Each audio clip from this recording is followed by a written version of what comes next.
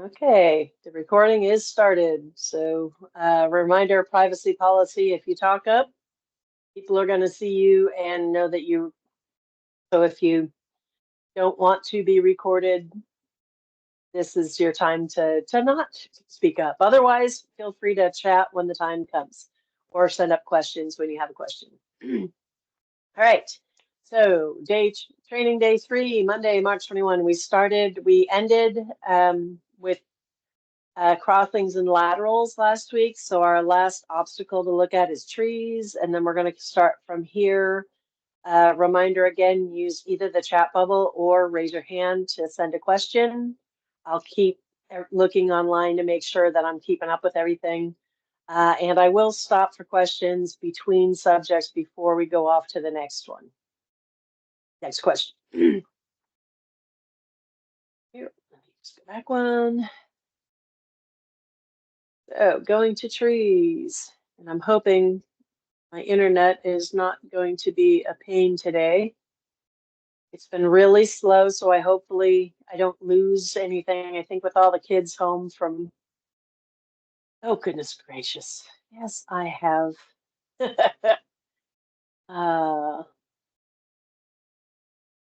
I only did this 3 times this week. Oh, hang on one second. Computers, they make things so you can make errors just quicker than ever before.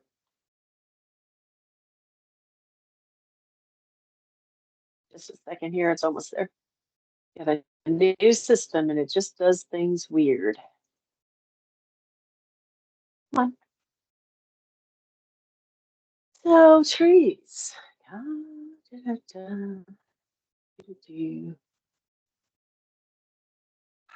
come on. There we go. Or is it open on the wrong side? I don't think you guys can see this. Hang on a second. Let me put it over here. Let's try it this way. All right, trees is the evaluation of the overall impact of the trees on the play of a whole. Once an entire whole has been evaluated for trees, the rating value must be assigned based on whether the trees are minor, moderate, significant, or extreme. Generally, the impact of trees in the tee shot landing zone will be the most important factor in determining the tree's rating for the hole. Huge notice. Listen to that again. If you stand on the tee box and do a quick evaluation for the entire hole, you don't need to look at trees again unless you get to another landing zone and the trees are more difficult in that landing zone. So it's most important to look at off of the tee box, and after the tee, then you have to look at more difficult.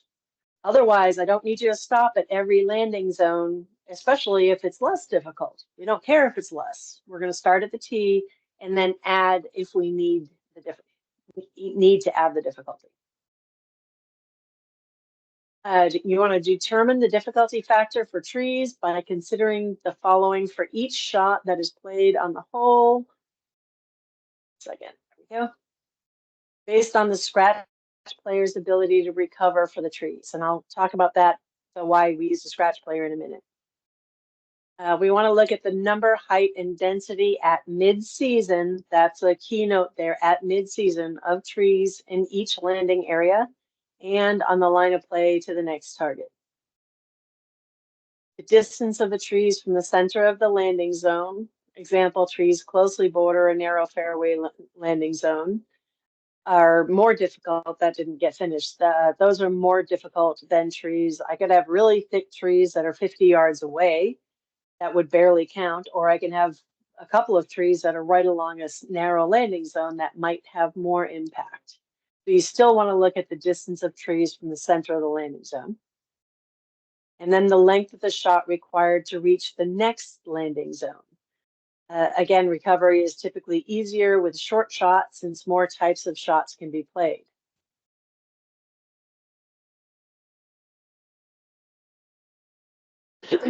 presence of low-hanging branches that impact swing and obstruct recovery shots make trees more difficult. And then you want to look at conditions under the trees that impact the lie of the ball. If there are lots of roots or unruly areas of the rough underneath the trees. Proximity to the balls of the trees. Try that again. Proximity of the trees to a ball when in flight may result in significant loss of distance. So that's something that a lot of the other obstacles don't have. We have trees in the air. So a ball that hits a branch in the air could lose a lot of yardage. So that's something that we need to think about. And then conditions along the line of play from the trees that limit shot options due to intervening obstacles. For example, a crossing obstacle on the shot from the trees to a green requiring a low shot to avoid branches that also have to carry an obstacle like a big pond. If I normally would be able to hit a little bump and run shot to get out of the trees to avoid the branches, but there's a pond there that makes the trees play more difficult because I probably would have to hit out in order to play up to the green instead of hitting the bump and run.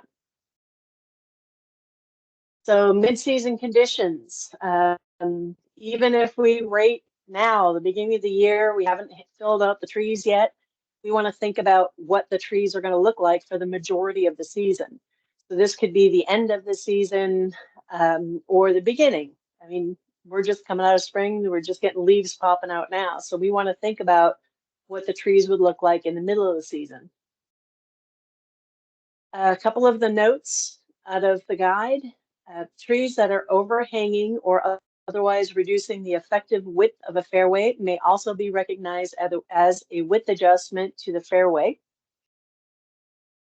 And a tree overhanging branches that blocks the shot to a green may also be recognized with an obstructed adjustment at green target.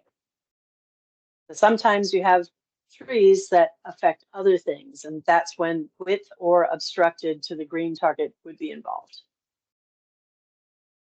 Recovery is still based on the scratch player's ability for two reasons. It's easier to visualize how a scratch golfer is able to recover from the trees, which enables teams to be more consistent. And the bogey golfer receives a higher weighting factor. That's the ICMAF that happens in the program. That's my words, not USGA's. The impact of the trees rating is higher for the bogey golfer, even if it's the same table plus or minus adjustments rating as the scratch golfer. So if I have a 4 for a scratch and a 4 for the bogey, once those numbers get factored in the background, the bogey is factored as a higher percentage already. So thinking of how a scratch golfer would recover is more important, whether it's scratch or bogey recovery. The trees table. One table exists. It's for scratch and for bogey, as well as both chenters, male and female. It's all on one sheet, finally, or it's nice to have that. You either want to use the one shot hole or 2 or more shot hole rows. You notice that neither one of those things says par. One shot hole or 2 or more shot hole. That's kind of a key that you want to think about. Determine the scratch tree value, figure out whether it's 1 or 2 or more shot hole, zip over to the trouble, the problem level. Is it minor, moderate, significant, or extreme? And then do the same thing for the bogey. Assign a 0 only if trees do not exist.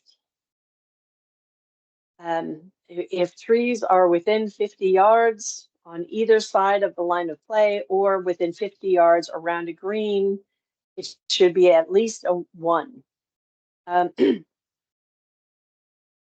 If the bogey can't reach the green on a par 3 hole, you want to rate as a 2-shot hole. I think that's one of the big things people miss on the long par 3 example.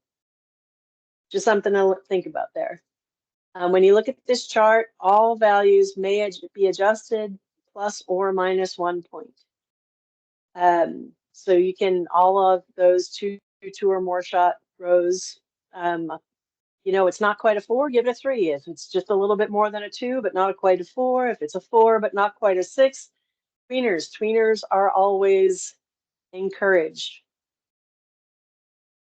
Looking at the number, height, and density of trees in each landing area on the line of play to the next target area. Think about these trees, they're huge and you know, they're not really close to each other, but gosh darn it, if my ball falls in the middle of that, that's a lot of trouble. I'm going to rate that tree fairly high, unless if you look really close here, you want to think about also the distance to trees from the center. Look at the width of that fairway. That's a pretty wide fairway. So while it is a pretty high factor, you also want to think about the distance to the trees. If a shot required to reach the next landing zone, whether it's fairway or green, is a long iron or a wood, or is it a short iron, that recovery is going to be different. If I had to hit this same shot on this hole, if you notice that tree back there, if I'm behind that tree and have a long 3-wood to this green, that's going to make it much more difficult than if I just had a wedge or an 9-iron to hit in. You want to think about the length of the shot for that next shot to see whether it's also more difficult. If the ball is in the trees, does it mean that a golfer will likely need an extra shot in order to reach the green? That's saying that, hey, if my ball's way out here, I've got to chip out to or backwards sometimes in order to go forwards again if I cannot hit a ball forward through the trees. Presence of low-hanging branches that impact swing and obstruct recovery shots. That makes it more difficult to recover. Scratch or bogey is going to have a little bit of difficulty hitting through this. And conditions under trees. Thankfully, we don't have a lot of roots like these around Oregon. I've seen a tree like this, and it was once on a calibration in Florida, and I was just very happy that I didn't have to play there regularly. Can you imagine having to play out of this on a regular basis? Proximity of trees to the ball when in flight. Pardon my beautiful art here, that edition. I don't think this picture really showed the impact of the trees and the branches when you looked at this picture without my little silly drawing here. This is where the green is. The flag is in the middle. I have water to one side, so a penalty area going off of one side, and then these trees and the branches coming up here. If I'm having to play down this side of the fairway to get to that green, that would increase the difficulty of the shot.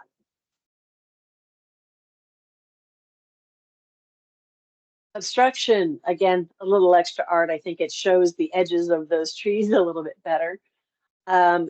If this is my shot to the green, or even if it's a shot to the fairway, if I have trees that are hanging out so far that it's obstructing the shot either to the green or to the fairway, we're going to look at adding the O to that landing zone and possibly to the greens.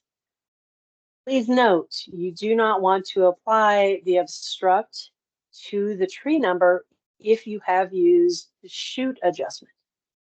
It's two different stories that right there, and we don't want to overrate. If I've already called it a shoot and adjusted for the shoot, I don't want to also add the obstruct. Conditions along the line of play from the trees that limit shot options due to intervening obstacles. For example, a crossing obstacle on the shot from the trees to a green requiring a low shot to avoid branches and then carry this. So when you look at those trees, if you look at this tree, I've got to hit under this branch, but how do I hit a little bump and run with this water hazard here? That would make things quite difficult. So probably have to, again, chip out and then hit over. You want to think about all these factors when you're looking at trees. Some quick overhead examples of trees. This first landing zone is a minor, probably a 2 right off the chart. The second landing zone is a little bit more moderate. There's quite a few more trees on both sides. So I have trees on the right-hand side and trees on the left, but it's still pretty wide. I'd probably, start with a 4 and probably take it down to a 3 before for that shot to the green, because it's also a shorter shot to the green.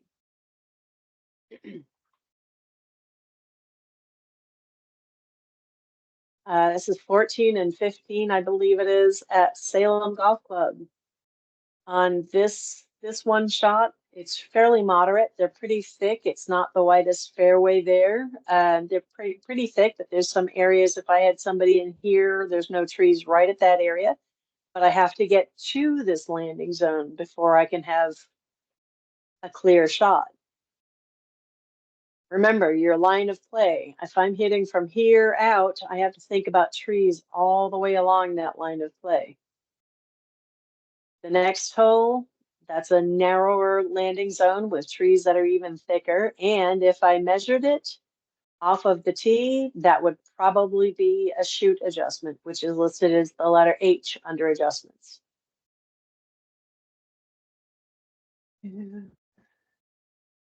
Just want to make sure. Okay. Just want to make sure I didn't miss a question or something there for a second. So here's the shot, the tee shot shoot. Did you hear that? Tee shot shoot. We can only use this shoot table if it is the tee shot. After the tee shot, you're going to have a number that comes off the chart that may be higher, but if they're close enough to consider.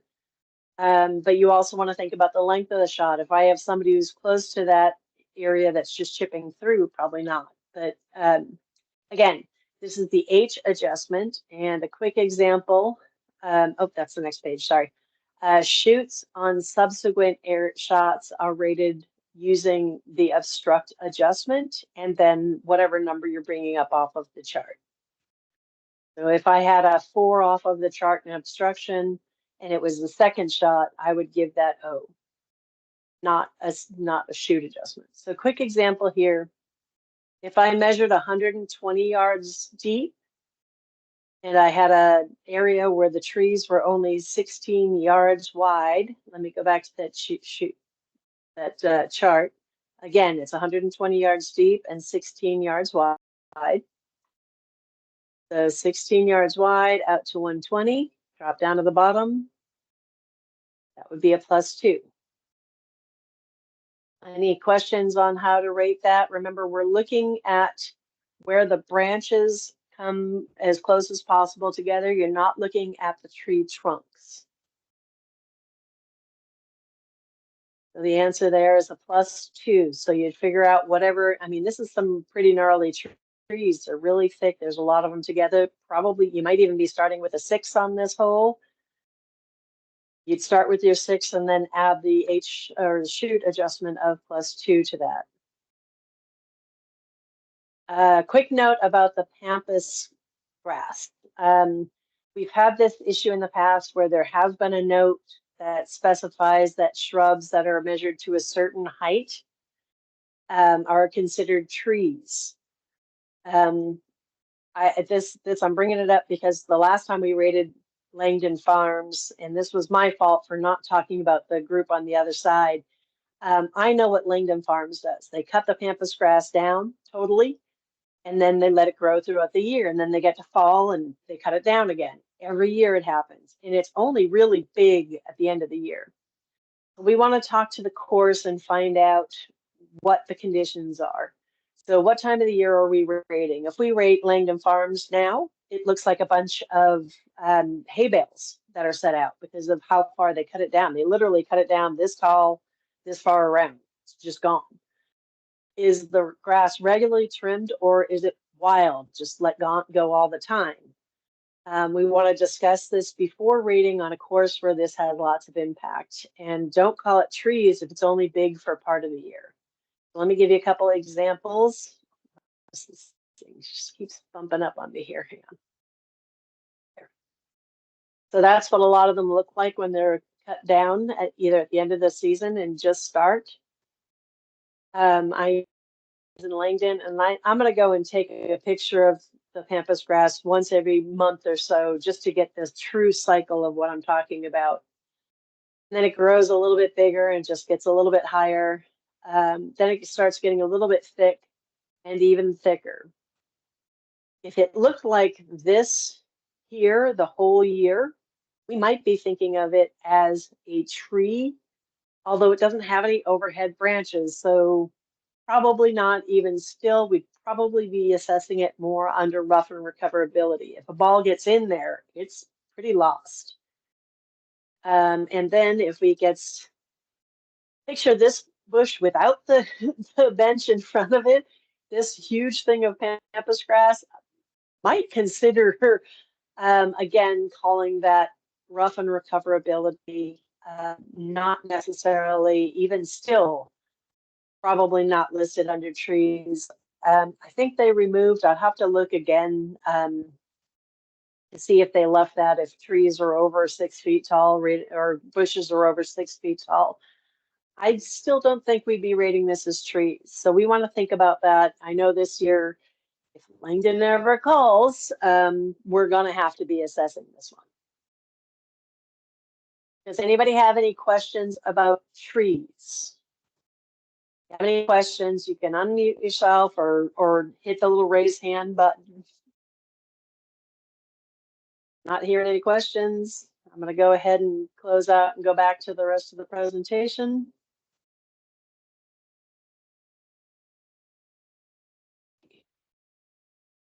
Right, so moving forward, green surface.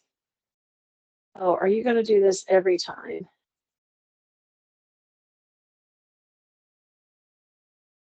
Okay, oh good, this one's going fast. So green surface is the evaluation of the difficulty of chipping and putting on each hole. It's based on the green speed as measured by the Stimpmeter and green surface contouring and slope or tilt. If anybody hasn't touched a Stimpmeter, we always have them with us. Some of us have been reading for a very long time. I have a quick question. Had a question, how about the gorse on a course? Gorse would not be rated under trees. That would be rough and recoverability. That would be extreme rough. I would consider that a lost ball situation unless it was listed. Unless it was listed as a lateral penalty area by the course, we would consider that a lost ball with a stroke and distance penalty. Lateral, it would be rated under lateral. Okay. So going forward, so measuring the green speed with the Stimpmeter, you want to find a level area on the green, not the steepest spot on the green to measure this. You want to start to do actual green speed is finding a level area on the green. You want to set the ball into the little notch.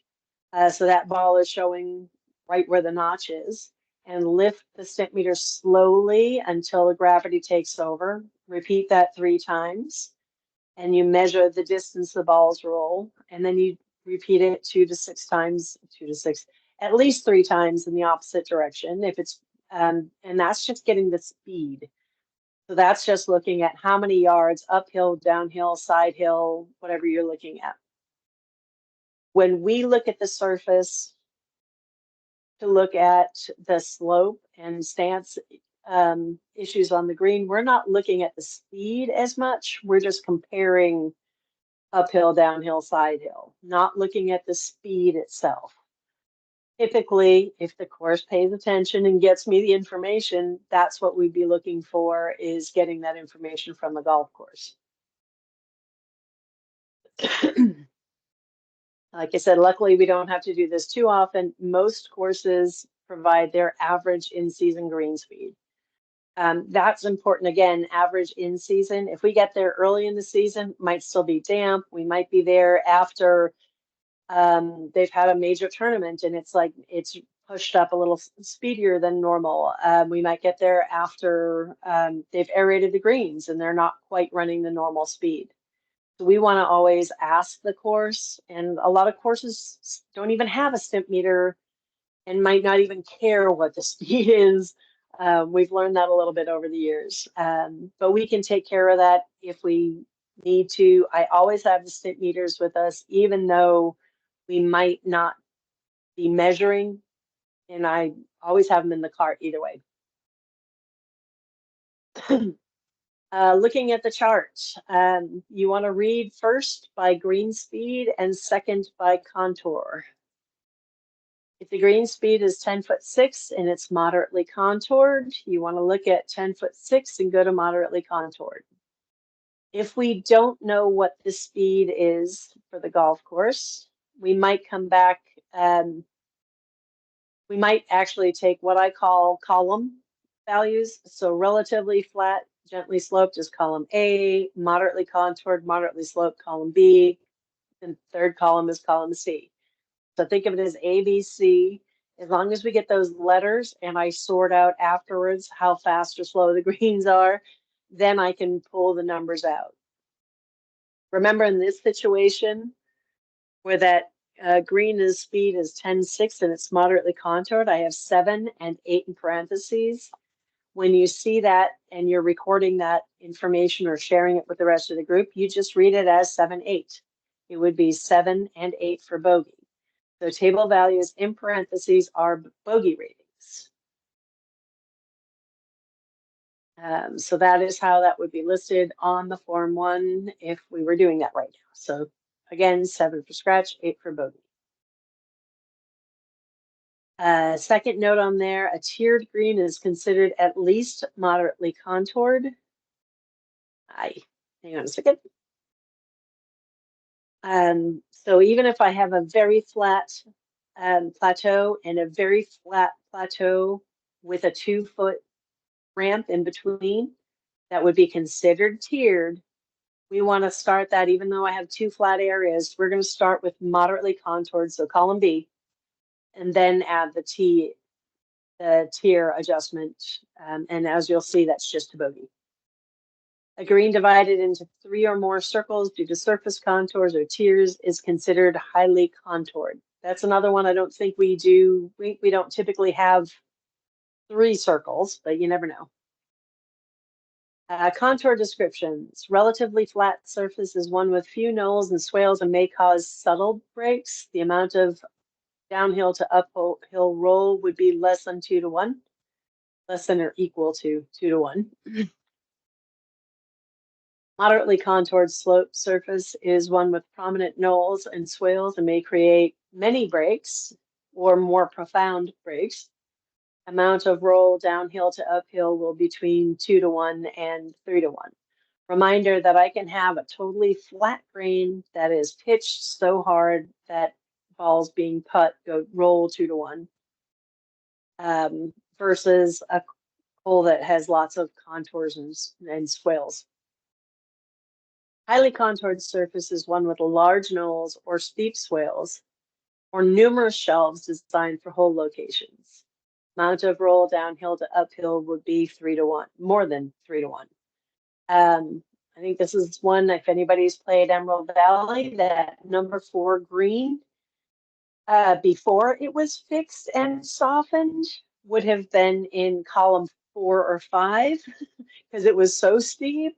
Now it is definitely, even though the amount of roll between uphill and downhill might not be 3 to 1 or only in certain spots, it is definitely a highly contoured hole. Green, sorry. Here's a quick example of relatively flat. Even if I'm looking this, I can see that there's still some subtle roll to it. So if I see some subtle up and downhill, that's still a column A, relatively flat, not completely flat. It doesn't have to be a tabletop to get column A. Excuse me, moderately contoured. This green has a pretty major swale over along, let me get my little laser back up here. Yeah, this is a pretty steep swale along this section to show that lower area, and it looks pretty steep even left to right as well as front to back. There's a lot going on there.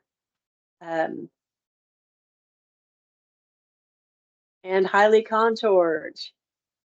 I don't think I have to say too much more than this. Looking at this hole, you've got a whole lot of green going in and out. If I miss the green a little bit left, I might be 20 feet past. Anybody who's played Portland Golf Club, 9 and 18 are both highly contoured.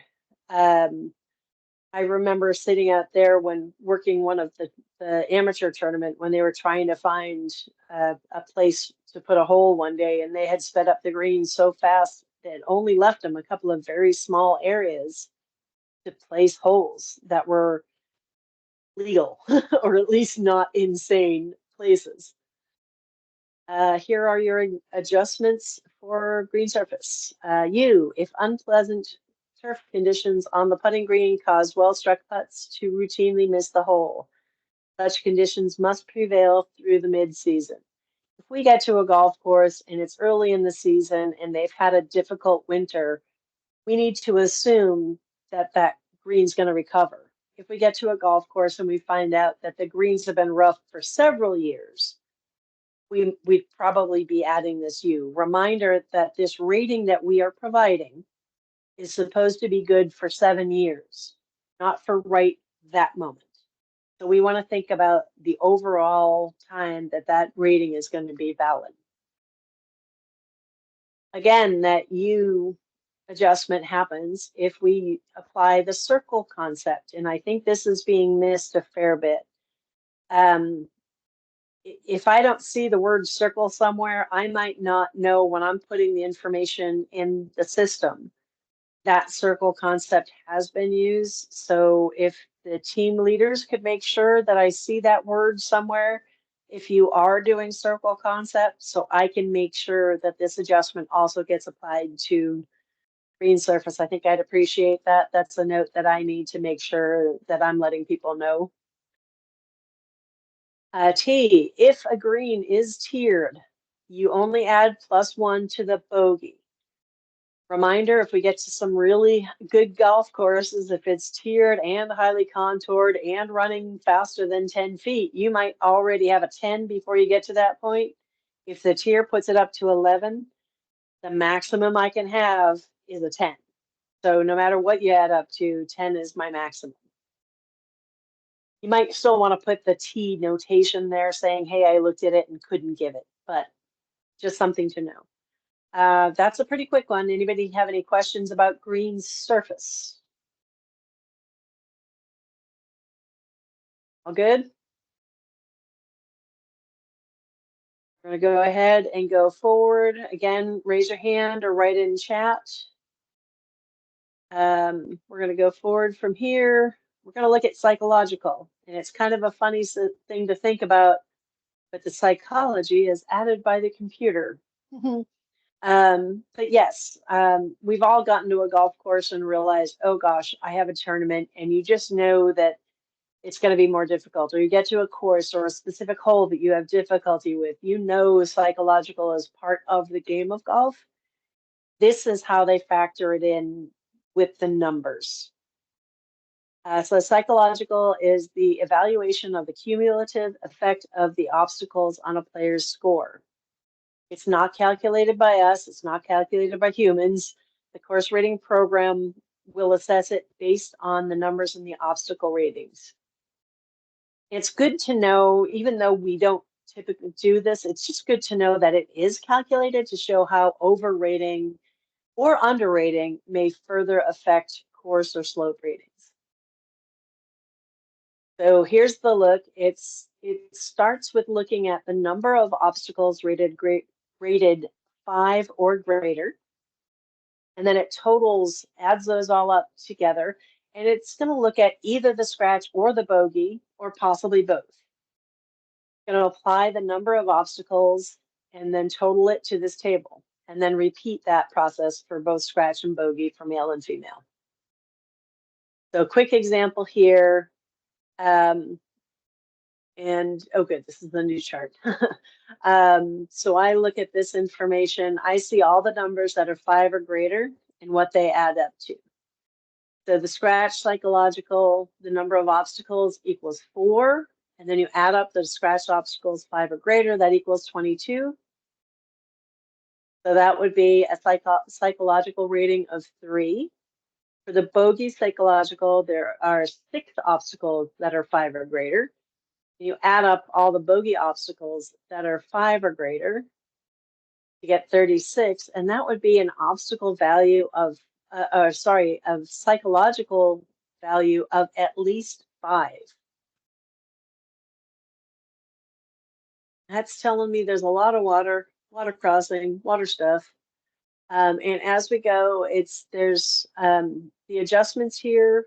There's an extreme, which goes towards either scratch or bogey ratings.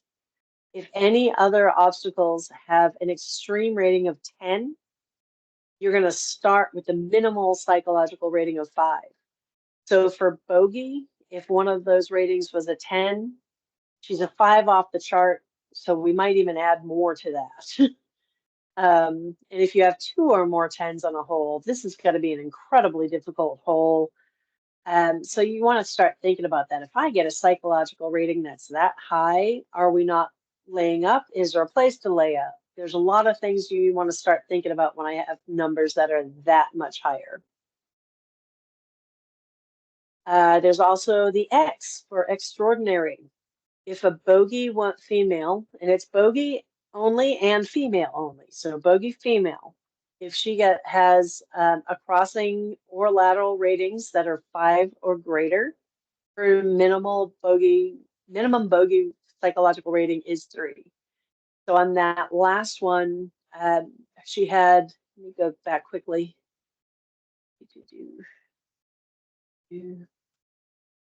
So her crossing was 7 and her lateral was 5 right there. And I have a 5 on the cheat was what we started with. So I have crossing and lateral ratings of 5 and 7. So we should be starting with a 10 for her psychological there, not just the 5 that's recorded.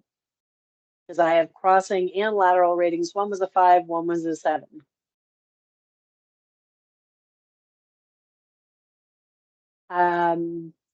Going real quickly before I go any further, I did get a question there about tiers and green surface that just popped up. Yes, under green target, both scratch and bogey get tier. On the book, when you get it to green surface, and I think a lot of it just accounts for the scratch golfer. If you look on your book, just in the handy, and it just doesn't show because of the wonderful lighting in my house. Under the green surface rating table, it says right there, bogey ratings only. If the green is tiered, you'd add +1 for bogey. It's right in the book. It says right there, bogey only. Why? Because they say so. Hopefully that helps. But let's get back to psychological. Again, this whole thing is a reminder just to pretty much show that if we overrate or underrate, not only would the obstacle numbers be not correct, but the psychological may be either under or overassessed. Formally, I think 2 books ago, they stopped the psychological rating. They automatically gave 2 points to scratch and bogey on the first hole and the 18th hole. That has been removed. But other than that, we'll never have to do this. I just think it's good to see what that does. Does anybody have any questions about psychology, the psychological rating, how that could affect everybody? If you ever want to go through and find a difficult hole and see how that adds up, you are welcome to, and I can help you out with that. But just so you know, these things can start adding up after a while. Nels and Sharon, are you good to understand that question under green surface before I go forward? We good?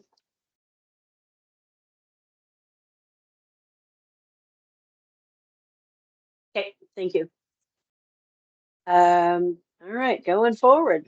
So training questions. So we're going to go right into the fun bit, transitions. You know, we know you love them. Transition has been difficult. I think this system that they're starting with is a lot easier.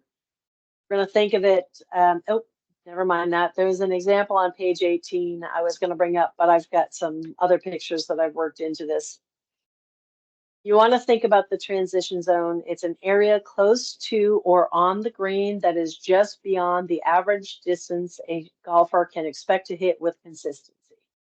On a par 3, that's 10 yards beyond their shot length. On a par 4 or 5 or further, it's 20 yards beyond the normal shot length. You want to assess how often it's going to be hit, whether it's 100% of the time they're on the green, 50-50 on transition, or they're never going to hit the green. But it's always about, and it's not about getting on the green, it's about how often they get to the center of the green. If I have a 400, I don't even want to talk shot distance until I look at the right charts here. If I have a transition zone that is potentially 10 yards from the center of the tee, but it's a downhill shot, what's the likelihood of the ball reaching the center?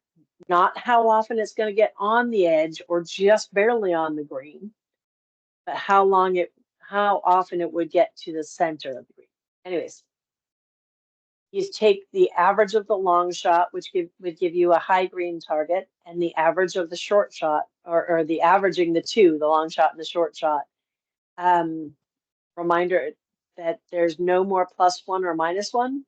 So I want you to think about it this way. So this is the new method. You want to think about, are they going to make the green 100% long shot with a high green target? About 50% of the time, they might make the center of the green. That's when you're going to use the transitional zone rating value. That's the it at the bottom of the shot length table or green rating table. Oof, I cannot talk today. Hang on one second.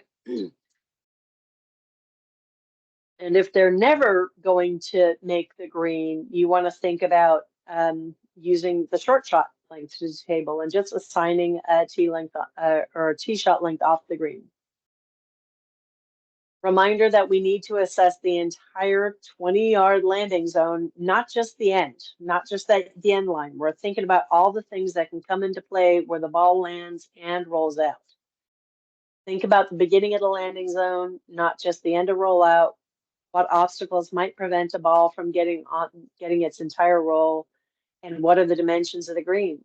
For greens that have one dimension longer than another, this is where knowing the line of play and the width in width versus depth might be important.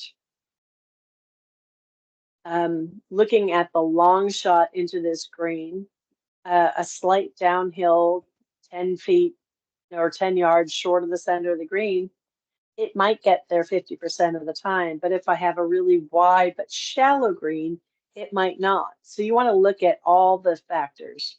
What's in the landing zone, the width and depth of the green, and think about all those factors and how often that green could get to the center of the green. Transition zone, example 1. If the player reaches the center of the green 50% of the time or more on a long shot, you want to assess the green target. You're still going to take that number off the bottom. And you're going to rate the obstacles at the hole using the long approach shot. So even though we're not giving the +1, -1 to the green target, sometimes you're going to think, I don't think this golfer is going to get to the green as often. That's when you're going to look at the second example. But if you think that fairly often, 50% or more, you're only going to rate the long landing zone, not the short one. In this example, if the player reaches the center of the green less than 50% of the time, you're still going to take that green target off the bottom. On this hole, if it was slightly uphill, maybe they'd be off a little bit more often, maybe 55, 60%, but we're not going to adjust the green target rating. That would still remain the same. But we're going to assign an area 10 yards off the front of the green. And that's where we're going to look at the landing zone and rate all the obstacles that are in that landing zone. We go back. Reminder that my lovely favorite chart On the inside back of your books, see if I can do this without getting the glare again. Down here towards the bottom are all the things that you need to look at if you're rating a transition zone. And that includes topography, fairway, green target, R&R, bunkers, crossings, lateral, trees. All that information you want to look at if you are assessing a transition zone. So in this case of the short second landing zone, you don't want to just say, yeah, they're off the green. So again, if you're gonna do 50-50 transition, you still have the option of long shot or long and short shot into the green to assess the landing zone, but the green target will only be taken off the bottom row. So our choice is either they're going to make the green all the time with a long shot, you have a 50-50% transition, or short shot and they'll never make the center of the green. Or rarely. Does anybody have questions about transition zones?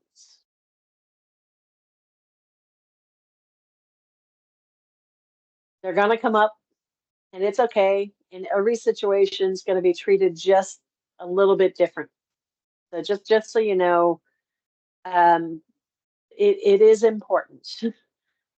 There's a great little chart on the manual, which is hiding right now, that talks about the whys of why we want to make sure to do that occasionally, instead of just always ignoring it or always going long, always going short.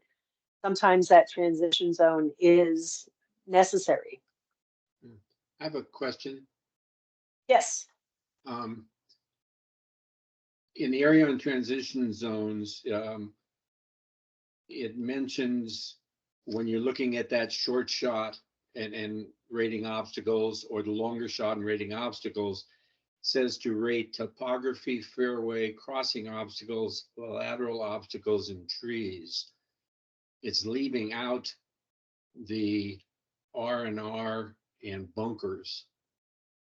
That's still based off of the total. You might end up assessing like not getting a no. Like in this picture here, you might have a 2 adjustment, or not give a no. So in my chart, R&R and bunkers are here in this chart. Look on the chart on the back page. It's got Z's there for everything. The only thing it doesn't have is roll, surface, and psych. Everything else is checked off. So yes, you do want to look at R&R, because you might have mounds just in front of the green that aren't back at that landing zone 1, according to this page. You know, this picture that's up here now, does that make sense? Yeah, so yeah, in both these cases, like in the LZ2, now you've got fairway bunkers. Yeah, So you might have a 2 adjustment. Do that, and in the LZ1 also you have bunkers, so you do include those. Yep. When you're rating obstacles. Okay, thank you. Yes. Yep, you're welcome. Yeah, that little chart at the back is real handy on those ones. Right. Any other questions before we go further? Okay. All right, let's go further. We're going to talk about player cannot complete the hole.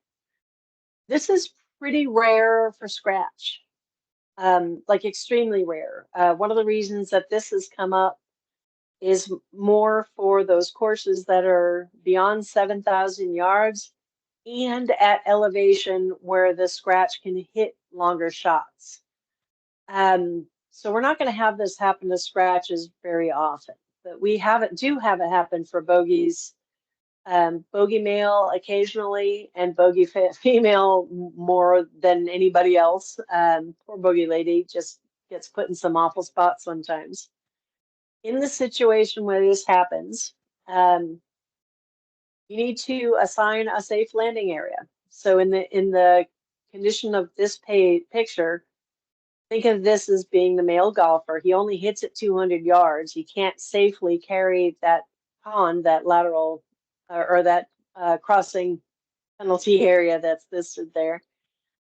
So what you do is, to to assign that safe landing area, you want to look at the scratch fairway table and then add 1 point.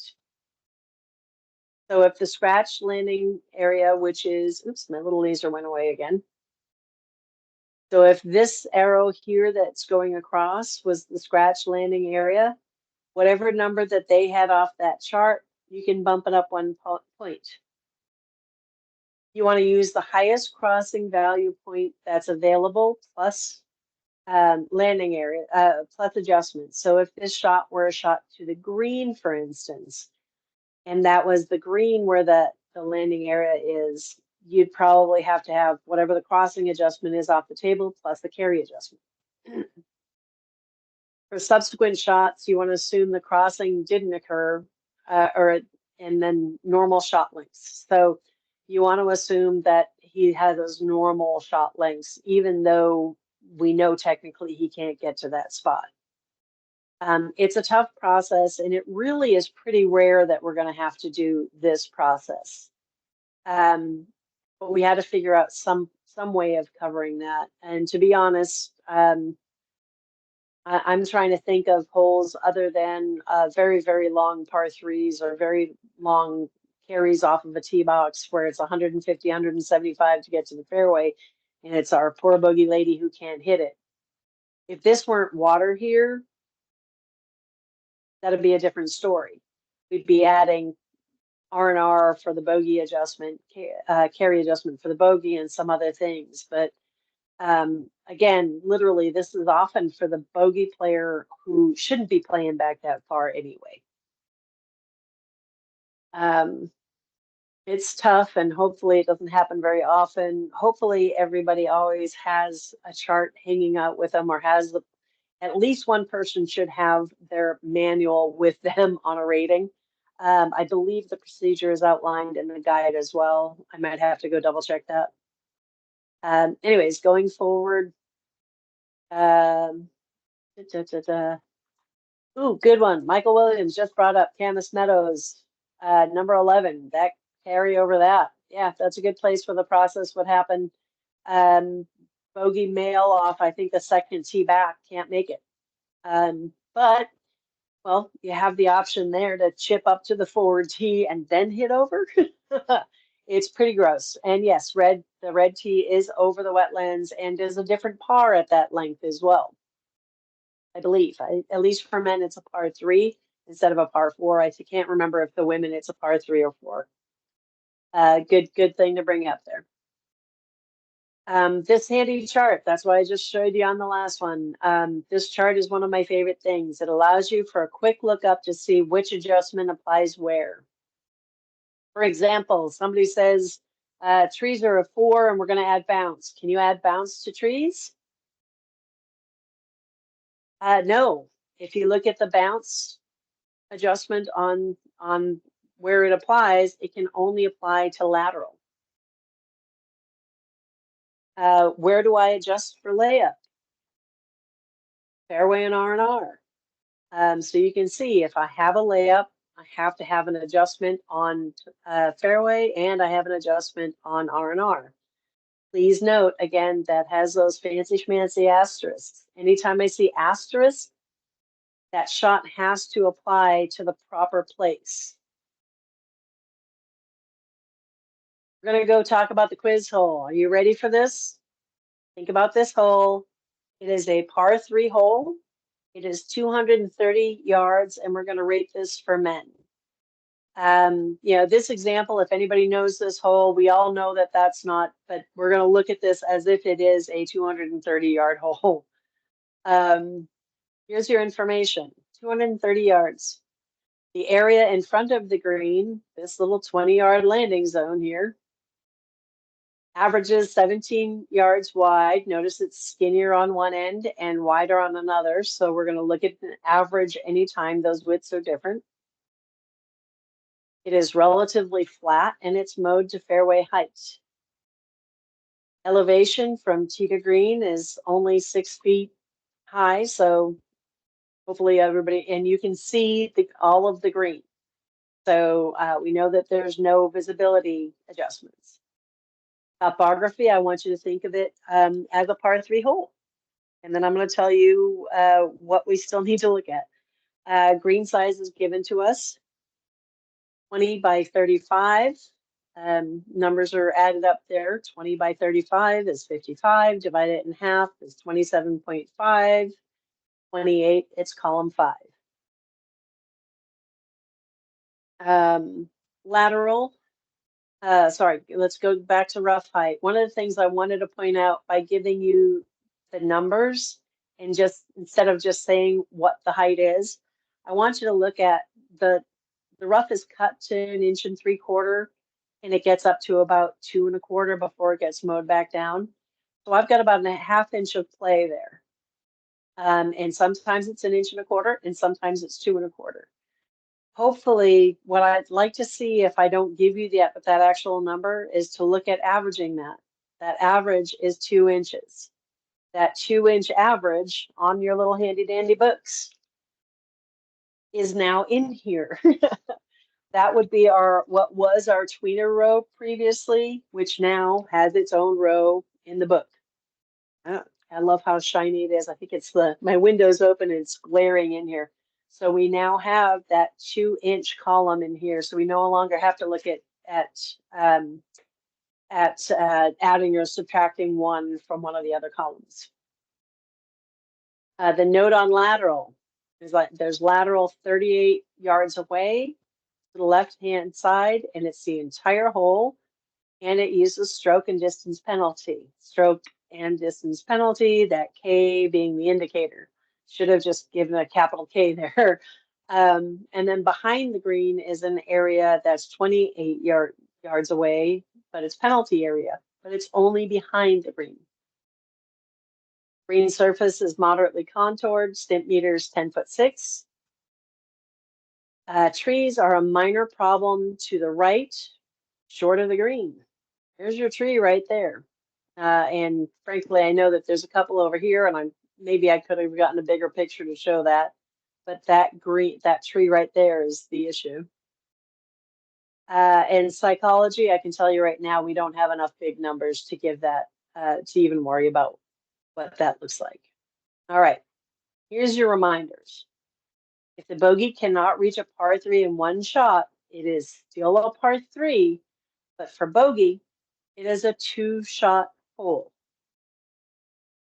There's the big thing. That's why a lot of those charts say 1 shot, 2 shot. It doesn't say par. Oops, sorry, I just jumped.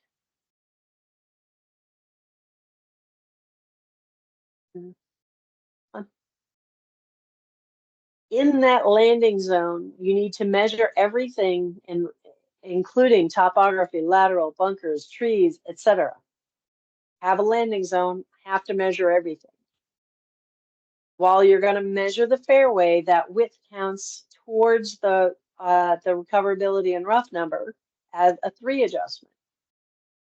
So looking at what that Form 1 looks like.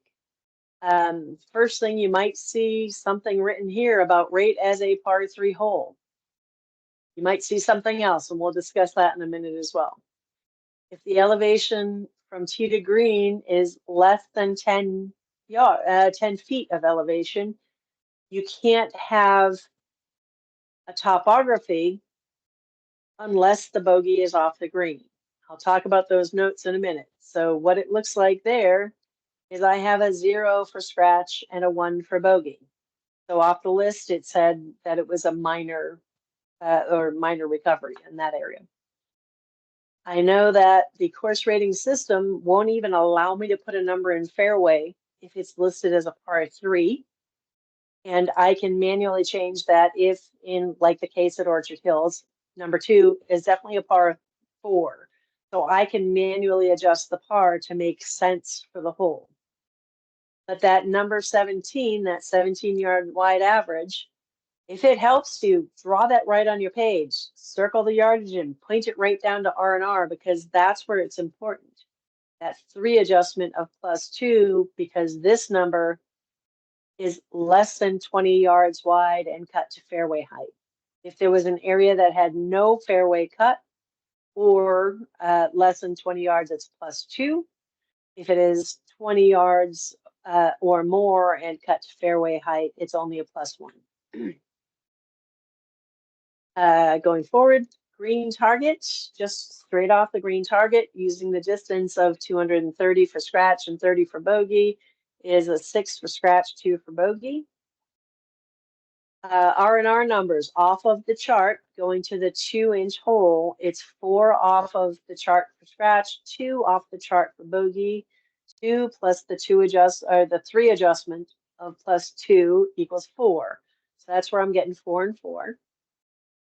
Bunkers, if I'm in this landing area, that big bunker that's in front of the green and to the side of that landing area is a bunker in the landing zone. So that would get a yes on the chart. Since the scratch reaches the green, you'd get a no. And I'm going to explain this a little bit deeper in the next slide, but I just want you to see what the numbers look like.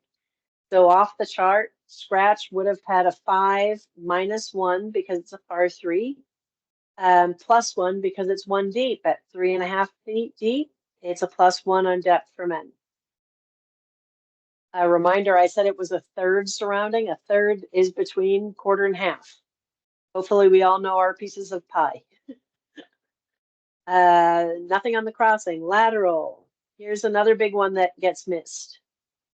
Let me go back again. I have a landing area in front of the green. So from here, I need to remember to also get a lateral number for the bogey golfer. So I have 38. The notes on the green said it was 30. The entire hole was 38 plus K because of stroke and distance. At the green, I also have 38 K left. And behind the green, I have 28. And it's a percentage because it's behind the green. Things that are behind the green, we're always going to take at least 1 off. And if it's real far away, we might percentage it even further than taking off 1. We might go 50% or more off.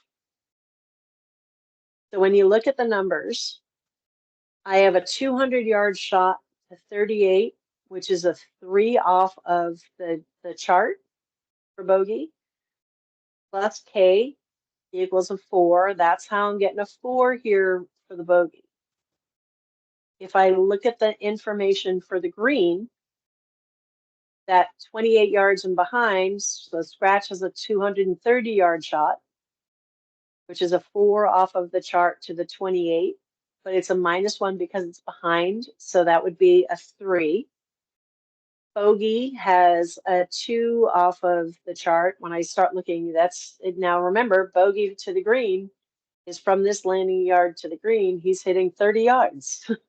So 38 yards to a 28 was a 3 off of the chart and -1 for that percentage. So from here, I would have had a 4 for scratch, a 3 for scratch and a 1 for bogey. If I look at the green again, at the lateral number, 230 yards for the scratch to a 38 is a 3 off the chart, plus K is a 4. So that's where I'm getting the 4 for scratch. Now I have, and then we look at the bogey. Again, that number at the green, it's only a 30-yard shot. The 30-yard shot to 38 is a 1 off of the chart. And when I have a 1, there's a note in the book that you don't add the K adjustment if you have a 1 off of the chart, or a 2 on the chart minus a bounce would give you a 1. So if I have a 1 for the lateral number, I cannot add the K adjustment. And trees, whoops, sorry, I just overshot and hit that backwards. Trees, remember this is a 2-shot hole for bogey. So even though the trees are fairly minor, I want to make sure if I look at this chart, that tree is pretty close to his very narrow landing zone. So I would probably keep that as a 2 for the bogey. If it were further away, if it was on the other side, if the green weren't already tilted in this direction, I might take that down to a 2. But reminder that you have to use the 2-shot chart for the bogey in this instance when they're off of the green. Does anybody have any questions about the long par 3? Now I'm going to go into it in even more detail in just a second. Hopefully you guys all got pretty close. But these are the problems that I'm seeing. I'm having to correct them almost every time and from everybody, no matter what their experience level is. So I'm really trying to push this year. We really need to learn. The big thing to remember, if the bogey cannot reach the green, they have a landing zone. And if they have a landing zone, you have to collect all of the information on the Form 1, just like any other hole on the course. So here are the notes from the guide and the manual. Under topography, the note that's under the paragraph that says one-shot holes are 3 in parentheses. For holes where the bogey player cannot reach the green in one shot, rate topography as a 2-shot hole. A reminder on that one, if I have elevation from the tee on a par 3, say it's 20 feet of elevation downhill off of the tee, I'm automatically getting a 2 if they reach the green. That bogey now is down here, so he does not have the elevation to the green unless it's heading back up and back down from his landing zone in front of the green. So there's another reminder. If you have topography on a par 3 that the bogey doesn't reach, they're not automatically going to get that elevation.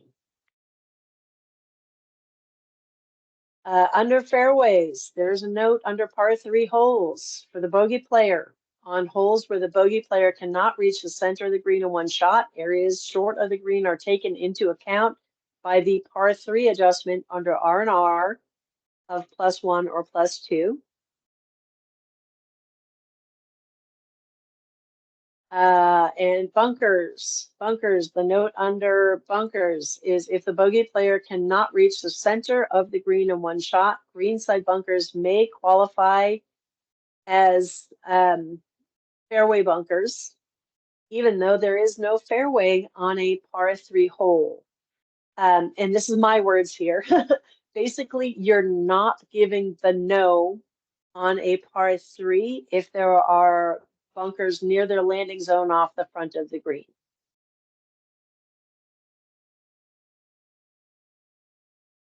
Come on. Love it. My machine just doesn't want to go forward. Come on.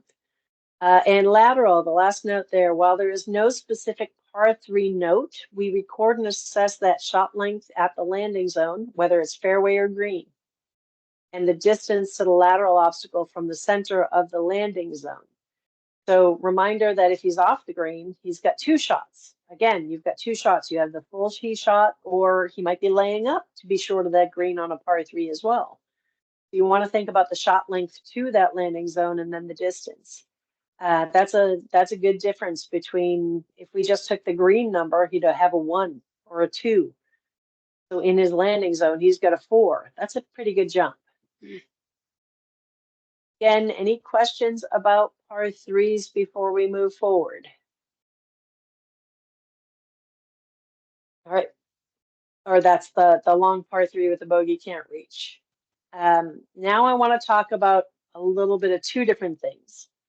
Why should we rate as a par 3 or par 4 when it's written on the sheet? Beyond me saying, hey, because I said so. Oops, hang on. Why is my computer doing things? Long par 3s where the bogey can't reach the green, normally they wouldn't or shouldn't be playing there. So we're really rating in that condition for the bogey golfer, or for the scratch golfer, sorry, on a long par 3. We just have to give that indication for the bogey to get potential for handicaps for any player who's not a scratch golfer. When you get to, come on, why is my computer there? Whoops, hello. When you get to a short par 4, whoops.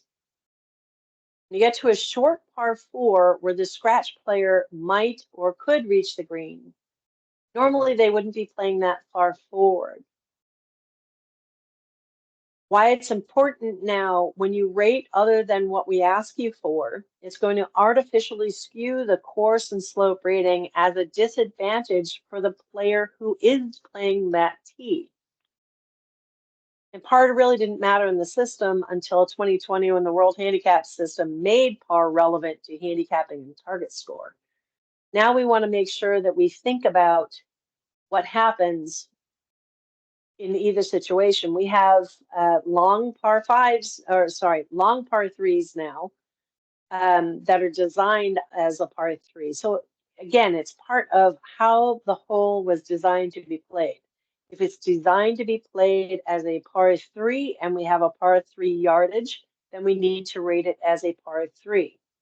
If it's designed to be played as a par four and that yardage is somewhere again in that par three, par four, zone, we need to rate it as a par four. And the big reason is if I write, please rate as a par three and you rate it as a par four, or if I rate it as par four and you rate it as a par three, that wastes a lot of my time because now I have to go back in and pull up Google Earth and see what else is the landing zones. And I've probably wasted 3 days of my time last year correcting these issues.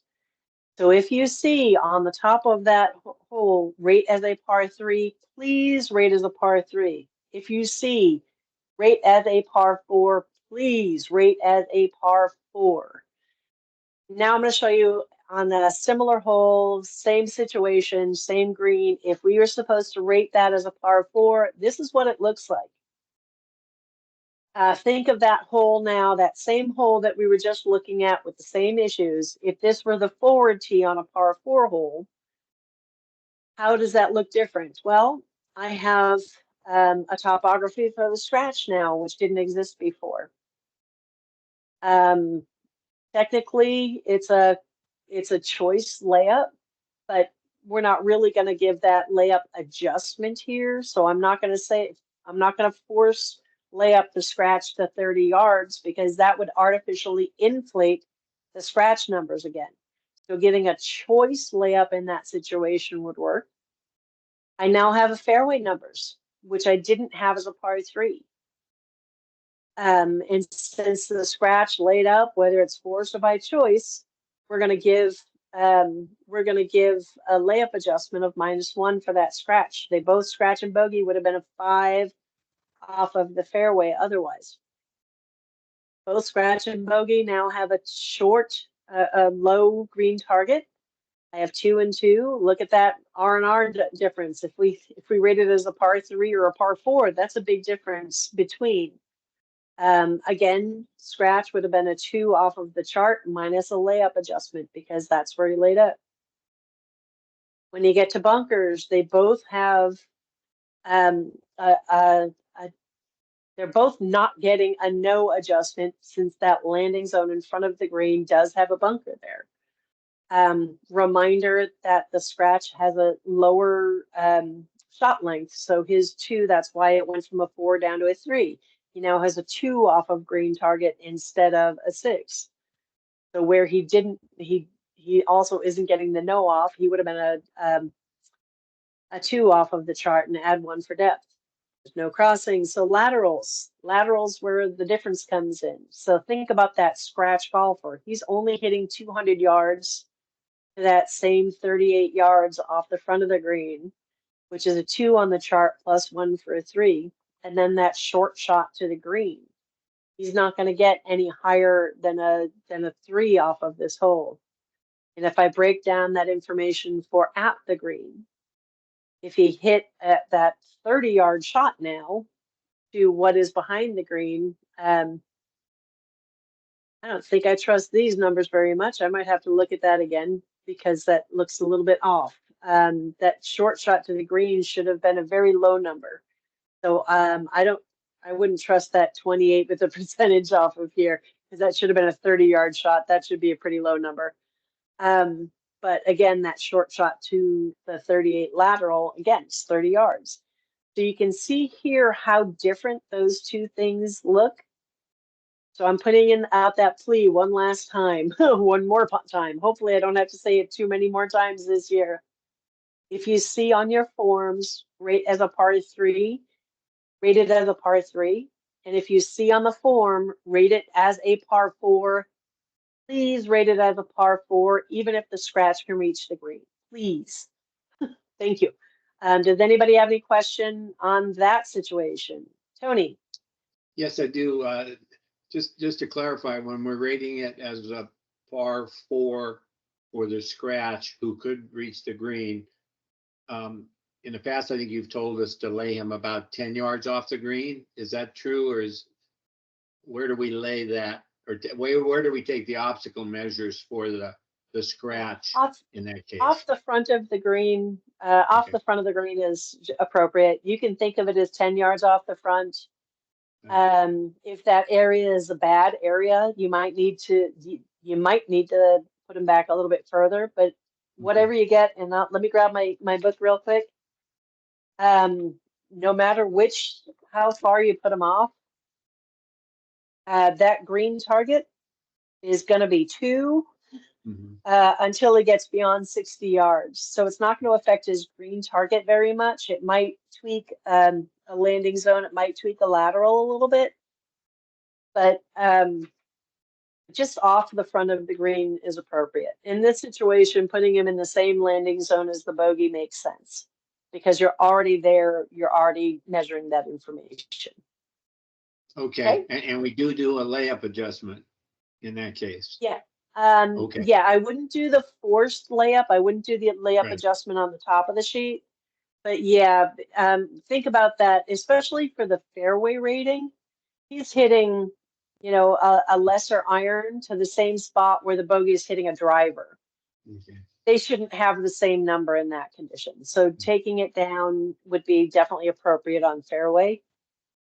R&R makes sense as well. Again, he's hitting a lesser shot to that same area.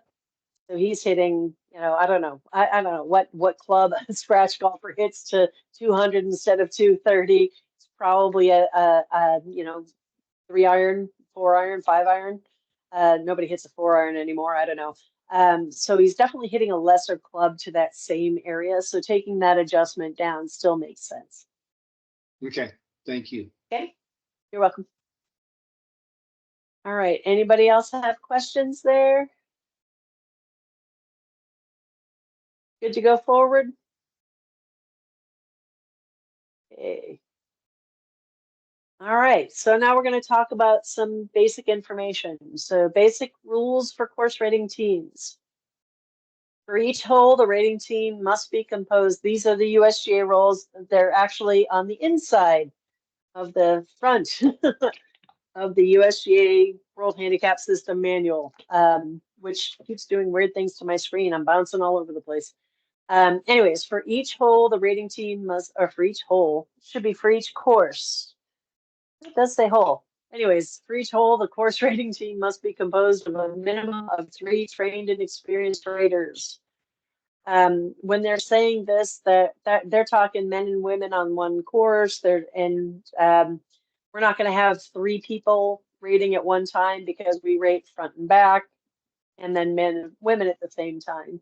That's why we have 10 to 12 people on a golf course at any time. So a minimum of 3 trained and experienced raters, 1 rater designated as team leader. The team leader must have attended a course rating seminar by an authorized association. That's OGA. PNGA, hopefully we'll get that back next year. That's another thing with USGA not teaching us till so late. We're going a week from this week, or 2 weekends away. We wanted to do the PNGA calibration again, the big one with all of Idaho and Washington and everybody else who wanted to come. That would have been enough to get people to be team leaders if they want to be.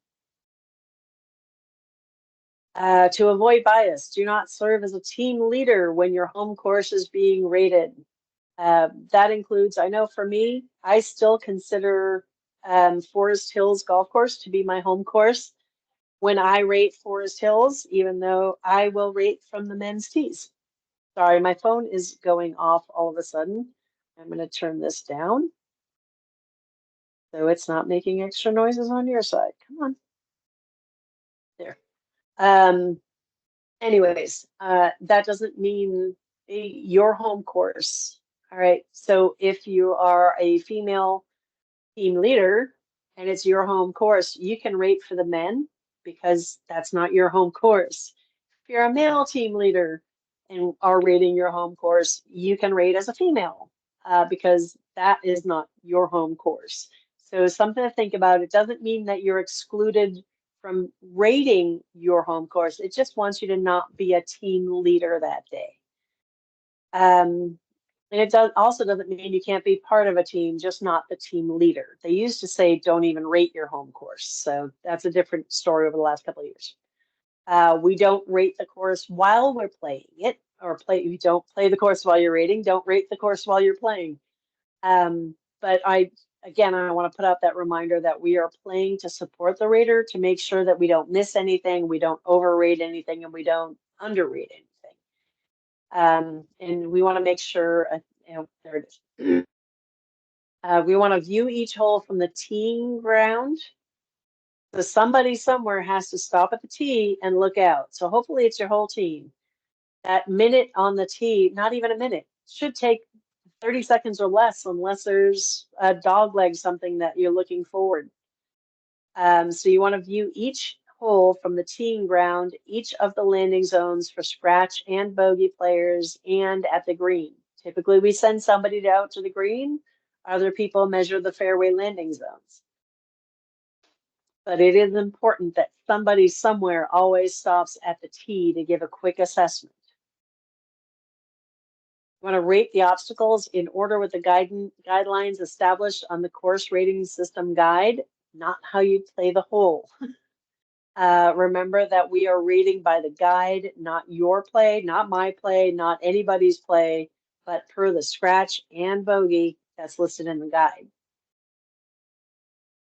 Do not discuss obstacle values while evaluating the hole. So you're not going to pull chart numbers while you're walking up the hole. However, you are going to look at measuring information, looking at all your obstacles and any adjustments that you're going to do. You're just not going to pull the values off of the charts. Do not record the final obstacle values from the form until all positions have been evaluated. You want to wait until you get to the end of the hole, gather your green information, and get together with your group off of the green when you finish getting all that information. You want to agree within one unit with your team members. So, if a couple people are off a point here and there, I'm not going to cry about it. If somebody's getting a 2 off of their information and somebody else is getting an 8 off of their information, we've got to figure out where there's a big disconnect on that one. But if you're within 1 point of your team leader, and a reminder that their decision is final, however, there should be some collaboration. And you do not want to discuss course ratings results with the club. Do not tell a member who's walking by that the rating is going to go up or it's going to go down, it's going to go left or right. It doesn't matter. You don't want to talk about the course rating with the members or the club, any golfers going by, any staff that's there. All you can say is the numbers are going to change. They always do. Don't discuss what you think it's going to do. And for the love of all that is holy, if we get to a golf course and you don't like the condition of the golf course, keep that to ourselves. Keep that private. Hearing back from, this has been a while. We had rated a golf course. The golf course, they had some trouble with elk getting on and stomping all over the greens. Well, one of our course raters goes to Les Schwab and he's waiting for tires, talking to another golfer there about how bad it is and how he thinks they won't be able to open. Well, it turns out the owner of the golf course was sitting right behind him. Don't do that. If you want to say to your friends, gee, I might not want to go pay money to play there, that's one thing, but don't, it's just not fair. Again, we get those phone calls. If discussing amongst yourself, that's one thing. Sitting in the bar or the restaurant, that's a bad place to do that. If you don't like a golf course, just don't discuss it, please. So our OGA course rating procedure. Show up at the golf course at an assigned time. If you're going to be late, contact ASAP. I always put my my cell phone number in the email. So if you know you're going to be late, I even had to text people last year. We had a massive accident trying to get out to Vernonia between the train and the accident and something else going on. And because I was already behind, I got behind on traffic. And I did my best to contact everybody to say, hey, I'm on my way. It happens. We're going to provide you our Form 1s as well as pencils, clips, and anything else. I always have what I call my office box, that little tackle box that goes in the wheelie. We've got all that information. Batteries. I'm going to be going through this next week to redo all the lasers. Buttons get pushed over the year. They're not recording correctly. I've got to look at a bunch of them to see what's going on. I'm going to replace batteries and everything just so we can start out fresh. Every day, every time we go on a rate, check your batteries before you get out on the golf course, because that little wheelie bin gets locked up in an office. Maybe going forward, I might give the team leader on each side an extra battery just in case. But we've got to make sure that those come back to us eventually, because if you guys take your own batteries, those are pretty expensive if you're not using them in our own equipment. You want to make sure when you're rating to wear a volunteer shirt. Everybody is getting name tags. I have them printed. They're in the wheelie box. So this next year, everybody's getting a new one. Currently, we've actually taken off the indicator of Raider stints that had the date on it because of our new adjustment. The date didn't get updated with our new thing. Julie, unfortunately, I see your note. We're stuck with green for one more year. The situation with Nike, they're giving less and less of a discount every year. We're possibly getting a new logo next year. I was hoping to get new shirts for everybody for this year with our Centennial logo. It didn't happen. And now with Nike kind of going down in flames for golf, even the golf clothes is going down. We don't know what we're going to do in the future, but and there's a possibility of a new OGA logo next year. So I'm sorry, we're stuck with green for another year. Maybe, just maybe, it'll be different. But I do have name tags for everybody once we get to that point. Wear appropriate footwear, golf shoes, sneakers, rain or hiking boots, appropriate golf boots, never flip-flops or sandals. Even golf sandals are a little bit rough when we're working for OGA. However, if it's really hot out, just sunscreen the top of your feet. And never, never, never metal spikes. I think I have a benefit to right when I was starting to golf. I've never had metal spikes. They were phasing out at that time.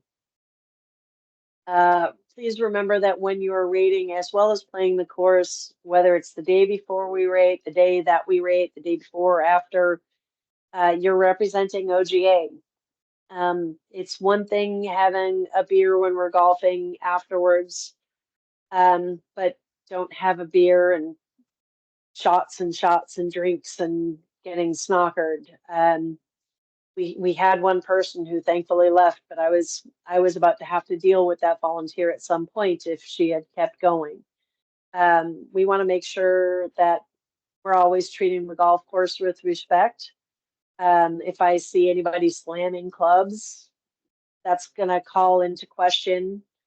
If you're mistreating the golf course or the people who work there, we're going to have an issue. So please remember that you are representing OGA. It's not an issue, but I need to bring it up every once in a while just to remind you that even if you're rating a golf course as using our exceptional service card, you're still representing OGA when you do that. If golfers are asking you questions, I know it can get pretty deep and they want to know all the answers, and we need to keep our pace going. Don't let them hold you back. Give them my email. Reminder, my email's easy. I am Gretchen at OGA.org. Another thing I think I'm going to do going forward is supplying a couple of my business cards to the team leader, specifically if they're on the other 9. So anybody keeps asking them questions, give them my business card, and I will get back to them. I'll answer all their questions. We need to get our business done. We need to get the work done while we're there. The courses already fairly often don't want us to hang out. But you know, we're there and we get to golf and we get to, so it's kind of a privilege as well. But while we're rating, we need to get done. It should take no longer than 3 to 4 hours to rate a course. I'm stopping right there for a minute. That 3 to 4 hours is for 18 holes, not for 9. I'm not sure what I need to do to get folks rating a little bit quicker. I'm going to work on teaching some better ways to post, some better ways to put our information down. It should take us no longer than 2 hours to rate 9 holes, and it's taking us 3.5 to 4. And that's one thing. If it's Tethro or Oregon Golf Club that has all the things that are happening, but on a golf course that doesn't have a lot of trouble, it should not be taking us 3 hours to even finish 9 holes in that situation. If a team can't make a decision on how to play the hole or obstacle impact, there's that example. Transition zones. Person A thinks that they're on the green 100% of the time. Person B thinks it's off the green 100% of the time. Person C thinks it should be a 50-50 transition. You've got a couple minutes to discuss that. If you can't come up with the solution within 3 minutes or less, write down all your information, bring it to me. I will make that decision. I don't want you guys getting bogged down for 20, 30 minutes discussing things that need to be discussed right away. So please, if I need to invoke a 3-minute rule, somebody in your club, set your watch, get a timer going. There's no decision on that golf course that should take longer than 3 minutes for what might be a difference of 1 or 2 points. We need to not get too bogged down in those crazy details. A second, put forward. On course, normally I'm having the on course training after we finish these. This week, because of everything else in the schedule and how everything worked out, we went out on the course last Monday. So in one of these days, I need to figure out how to record that session. We had a few newbies and a couple of novices. Weather wasn't too bad. I thought it was going to rain a lot worse. It was not exactly pleasant. It was cold and windy. And instead of rating hole number 1 in OGA for a change, we went out on hole number 10. We rated that as a par 4 and had to go over the pond and had some interesting stuff. And we rated 13 as a long par 3 where the bogey couldn't reach, just so I could give some newbies a good look at the new information. So some of the subjects that we discussed were, think about the thing that you're going over.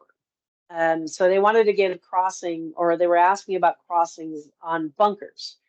Well, if you're carrying a bunker, that is covered under bunkers. And that's the C adjustment, the carry adjustment under bunkers. If it's the penalty area, whether it's out of bounds, extreme rough, crossing obstacle, distance, you want to think about the distance to safely carry, that might also have a C adjustment, that carry adjustment that goes to crossing. So think about the thing that you are crossing. The thing that you're carrying belongs in the chart that it is. So if it's a bunker that you're carrying, it goes under bunkers, not under crossings or carry or anything else. Reminder that mounds in the fairway are topography. Mounds in the rough are an M adjustment that goes under R&R. And the adjustment, or whether it's a letter or number, refers to what it is. Example, 2 is 2 times. 3 is the par 3 adjustment. It gets a little bit fun when we got to K for the stroke. But if you think about that, it's like each one of these letter codes responds to something. And when they added that obstacle or the lateral obstacle with the K adjustment, you want to think S was already taken by surround. T is already taken for tiered. R used to be rise and drop, but they've reserved this for future lists when they started putting rise and drop in with mounds. So at that time, R was still taken. O is obstructed and E is extreme. So that left K. When you get into stroke and distance, that left the K at that point. And then shoot, if you start spelling out even stroke and distance, all of those letters are also taken. So think about that last chart. If you look at that chart and where things belong, you'll have a better indication of what you're going to be dealing with. Anybody who is here last Monday, did you have a takeaway from the on-course training? That was something I didn't throw in here. If not, no worry. Give a couple seconds for. Oh, I got somebody typing here. It's just kind of interesting when you start seeing something a little bit different when new eyes are on it. I know what I see. I've been doing this for a while. I've been doing this going on 16 years, and that's 30 plus courses a year. I've one calibration at a minimum every year. So it's just a lot going on. I did have somebody typing and they've stopped. Are we good to go on? No takeaways from last week or the on-course training? Okay, I'm going to go forward. And that's a big one. Again, thank you, you guys. We couldn't do this without you. And I'll keep saying it as many times as I can. Thanks for being here. Thanks for doing the training. Thanks for taking your time out. I know there's lots of little trouble things that happen along the year. Hey, Michael, I can hang on for a couple minutes. There's a lot going on in this thing, and I know I can't thank you enough for your extra patience with the schedule. As soon as we're done, before I go to bed tonight, I'm putting something up on the list. So at least the early ones, we have Oswego Lake, Michael Book, and Orchard Hills are going to be in April before we leave, or before I leave for vacation in May. Elk Ridge is also going to be done. So I'm going to get some names for who would be available for those situations. And I'm going to put a list up for all the courses I do have absolute dates for, and I'll show you the courses that are going to be paired. We only have 4 courses in Central Oregon this year. So the question was doing 2 trips of 2. I'm not ever going to do 4 rates in a week unless I could have a date in the middle off. But it's just too much to ask you guys. You're already leaving for 4 or 5 days at a time on occasion. Last call for any questions. I think we're good. I'm going to go ahead and stop the recording. So the recording is